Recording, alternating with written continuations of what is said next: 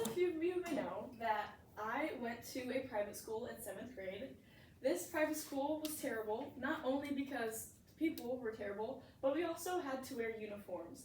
The uniforms complicated my mornings because they had confusing rules and it was a confusing dress code, and these uniforms were also just ugly, so my self-esteem was the lowest of the low because I had an ugly outfit on and that really messes up your day. But this school didn't even supply uniforms, actually. They just told us to go buy our uniforms, so I would get in trouble, a lot of my peers would get in trouble because we didn't have the exact uniform that we were supposed to. Not only do I have first-hand experience with uniforms, but I've been researching the effects of them for a couple of weeks.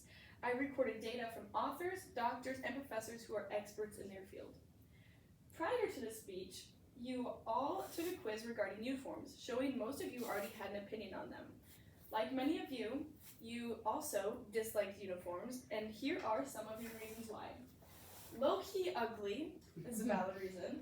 Gotta wash too much, and kids not following the rules of wearing it. The first was me. All of these things are things that I experienced at my private school, where my hatred for uniforms was born. While these are all valid reasons, there are many more unexpected and deeper reasons uniforms are bad. My goal for today is to have you fully convinced uniforms should not be used in schools. I will do this by attacking 3 false claims made by pro-uniform arguers. The first claim is that uniforms increase performance and decrease behavioral problems. This argument is used all the time by people who are going to argue for pro-uniform. And the problem is that it's not true. It is a skewed study that they perform each time on this, and we'll get to that later.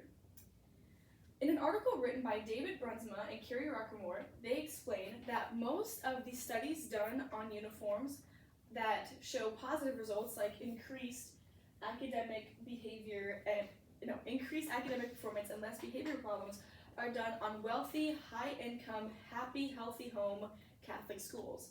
And obviously these schools are smarter, they are wealthier, so they're going to see more positive results because they just have overall better students.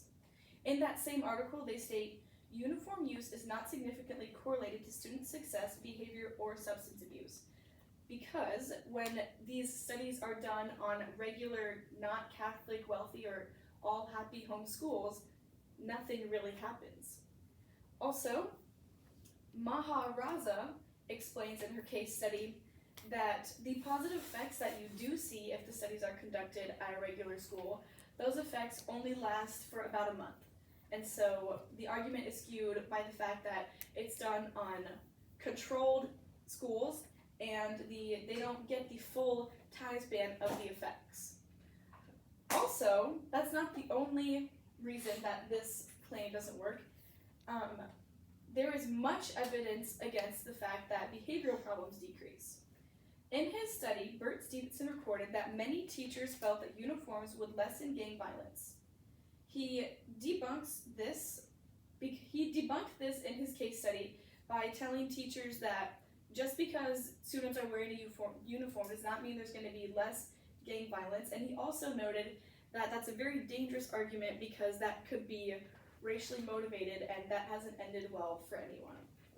Also, Chad Ellis backs up these 2 quotes in his article when he states, school uniforms increase the number of violent assaults by 14% per year in the most violent schools. So, as you can see, this claim is, you can't use it because the evidence is skewed, it's not correct, and it's just a really bad, poorly made argument. That leads me into my next false claim, that uniforms are unifying. The whole point of the uniforms are to bring together the schools and make sure everybody is doing the same thing, wearing the same thing, that they think that it's good, but it's really not. So, Brunsma and Rockamore explain how ununifying uniforms really are. When uniforms are instated in schools, they want it so that everybody looks the same. All this does is point out body shape differences, religion differences, race differences. There's some religions where you're required to wear a headdress. These people who have to wear a headdress for their religion record way more bullying than at a regular school where that might be more normal, or things are just, people are distracted by their other parts of their outfit. Also, students who don't fit the norm, like people who might have a different body shape, might be a little bigger, might be a little smaller, feel very uncomfortable in these uniforms that aren't suited for their body type. This leads to body shaming, racial comments, slurs, and like really mean religious things. Also, it creates incredible socioeconomic division. It's known that many high-income schools do uniforms, and so they're really expensive. Each uniform is going to come out between $200 to $600, and nobody wants to pay for that because that's a boring outfit for $200. And so other schools have combated this and they said, well, let's just give our students free uniforms. This sounds like a good idea, but it's actually not. Because the free uniforms are dingy, cheap, they don't fit properly, and it makes the poorer kids stand out in a crowd much worse than it would at a normal school where everybody's clothes looks roughly the same amount.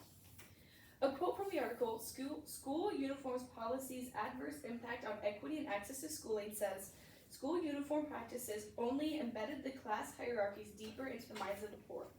So clearly, uniforms not only add to, but they also create bullying. My third false claim that I've chose to attack is that uniforms are safer. Everybody's wearing the same thing, everyone's on the same page, is what people who use uniforms think. That's not true. Females have recorded that they feel very sexualized and they feel that they have less rights because they are in these short skirts every day. They don't have the option to wear pants, and they feel like since the skirts are so short, they have limited mobility. The article School Uniforms Policy Adverse Impact on Equity and Access to Schooling explains that if a student was to get pregnant, she feels targeted and sexualized, not just because she's pregnant, but because the uniforms do not accommodate her new maternity shape. So she is most likely to drop out of school. Also, this fact was a shock to me, there are many dangerous chemicals in school uniforms. If you wouldn't want your kid eating, inhaling, or drinking nail polish, pesticides, firefighting foam, wall paint, cleaning supplies, or computers, you don't want them in these uniforms. Because these PFAS substances are waterproof and stain-proof, which is what you want in any kid's clothes. And an article called PFAS in North American School Uniforms says PFAS are associated with obesity, neurodevelopment and behavior problems, dyslexia, immunity issues, asthma, renal function, and many more other problems. To tie things up, after debunking 3 false claims made by pro-uniform arguers, you know why they should not be used. Form your own opinion as you will, but just remember, uniforms are proven to have no lasting effects, and they come with a lot more problems. So, thank you for listening to my speech.